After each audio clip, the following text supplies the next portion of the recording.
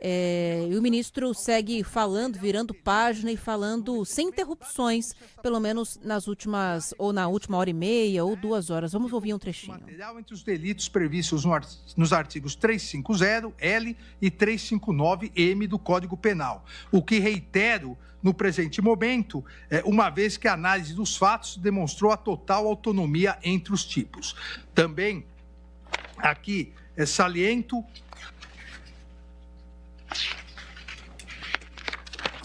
que o plenário do Supremo Tribunal Federal por 8 votos a 3 e a turma a primeira turma por inicialmente 5 votos a 0, posteriormente com a divergência do eminente ministro Luiz Fux por 4 votos a 1, já decidiu mais de 600 casos, reconhecendo o concurso material de delitos entre o artigo 359-L e o 359-M. A figura típica do artigo 359-L, denominada abolição violenta do Estado Democrático, prevê tentar, com emprego de violência ou grave ameaça, abolir o Estado Democrático de Direito, impedindo ou restringindo o exercício dos poderes constitucionais. Esse artigo criminaliza a tentativa de abolir o próprio Estado Democrático de Direito por meio de restrição aos exercícios dos poderes constitucionais. Os 3 poderes são tutelados pela norma jurídica. Ao criminalizar a conduta de restringir o exercício dos poderes constitucionais, o artigo 359-L permite, como no caso em questão, que o chefe do Executivo, no exercício do seu mandato, pratique diversas condutas criminosas por meio de grave ameaça ou violência para impedir ou restringir o pleno exercício do Poder Judiciário, como poderia ser também em relação ao Poder Legislativo. Essas condutas configuram a tentativa de abolição do Estado Democrático de Direito pelo presidente da República legitimamente eleito, sem que houvesse qualquer golpe de Estado, inclusive porque, nessa hipótese, a proteção legal estaria destinada, no caso concreto, ao Poder Judiciário, mas também poderia ser ao Poder Legislativo.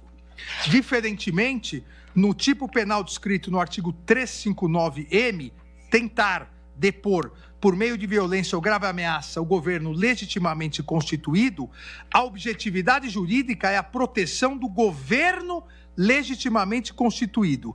Ou seja, a norma jurídica pretende proteger o Poder Executivo, o governo eleito democraticamente pelo povo, pretende proteger contra roubos ditatoriais, inclusive por meio de intervenções militares. São tipos penais diversos, como atesta toda a doutrina. Na presente ação penal, a Procuradoria-Geral da República imputa tipos penais que tutelam bens jurídicos distintos, com absoluta independência típica, cujas condutas dos agentes narradas detalhadamente foram de forma autônoma, ofendendo cada bem jurídico tutelado pelo ordenamento jurídico, e foram praticados em momentos distintos por meio de diversas condutas com desígnios autônomos, impedindo, quanto você portanto, acha que custa ter uma contabilidade da completa? construção ou absorção. Bom, está meio diluído no que foi falado, mas está aí o voto do ministro Alexandre de Moraes, ou pelo menos um trecho dele. Portanto, confirmando aquilo que a gente já tinha de expectativa desde o início, ministro Alexandre de Moraes votando pela condenação de todos os réus do núcleo 1 da chamada trama golpista, o núcleo crucial desse processo, né, que foi dividido em vários blocos. Esse primeiro é o que está sendo julgado. Nas palavras do ministro Alexandre de Moraes, todos os réus praticaram todos os crimes aos quais foram denunciados. Estamos falando de 8 réus: o ex-presidente da República, Jair Bolsonaro, Alexandre Ramagem, que era, na época, diretor-geral da Agência Brasileira de Inteligência, o almirante ex-comandante da Marinha, Almir Garnier, Anderson Torres, ex-secretário de Segurança Pública do Distrito Federal na época dos ataques aos prédios dos 3 poderes, ex-ministro da Justiça do governo de Jair Bolsonaro.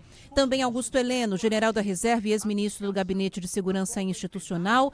Mauro Cid, delator desse processo, tenente-coronel e ex-ajudante de ordens de Jair Bolsonaro.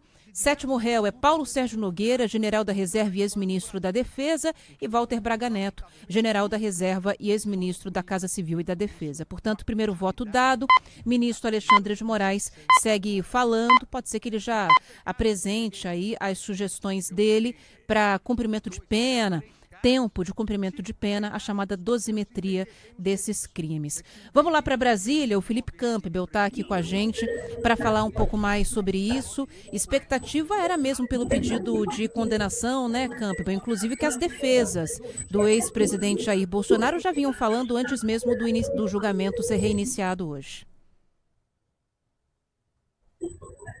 Né, pelas próprias falas do Alexandre de Moraes ao longo do processo, inclusive também na abertura desse julgamento, na última semana, a situação já vinha se encaminhando para um possível pedido de condenação por parte de Alexandre de Moraes a todos os envolvidos. Inclusive, a gente estava comentando, não tivemos mais muitas interrupções, desde que a gente teve aquela situação em que o ministro Fux pediu para que os ministros falassem sozinhos, né, sem a contribuição dos outros colegas do STF. Eu vou até pedir para a gente escutar o áudio, que teve um certo ruído naquele momento.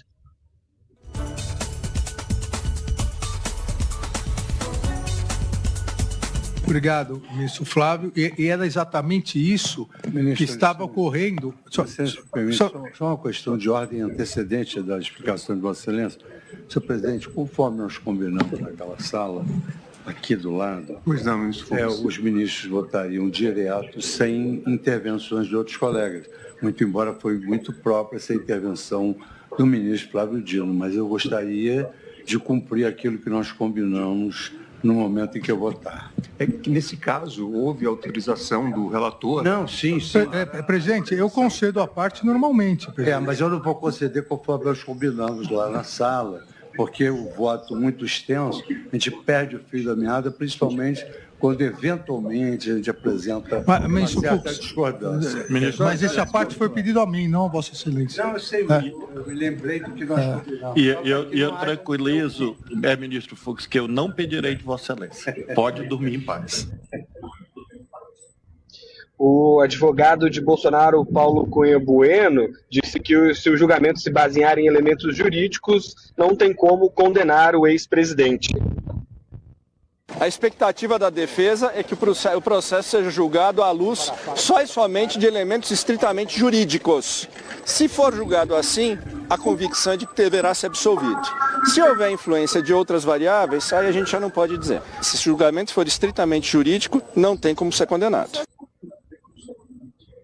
Na chegada ao Supremo, Paulo Cunha Bueno também afirmou que Jair Bolsonaro não vai comparecer ao julgamento por questões de saúde.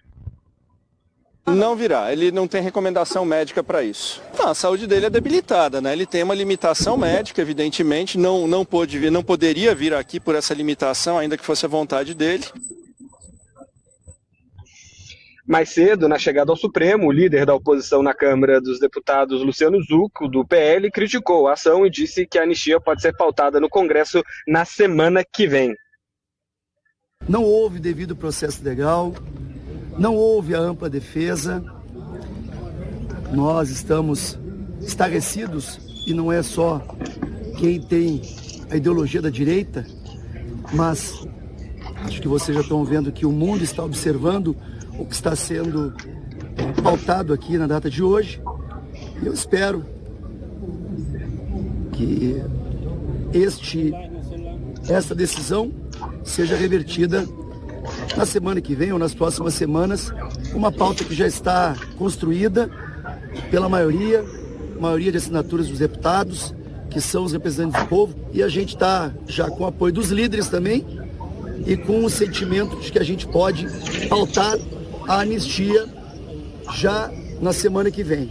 O texto da anistia está sendo debatido entre os presidentes, entre alguns líderes de partido, mas lembro que, mais uma vez, todos vocês fiquem sabendo que temos as assinaturas da ampla maioria da Câmara e temos a maioria dos líderes.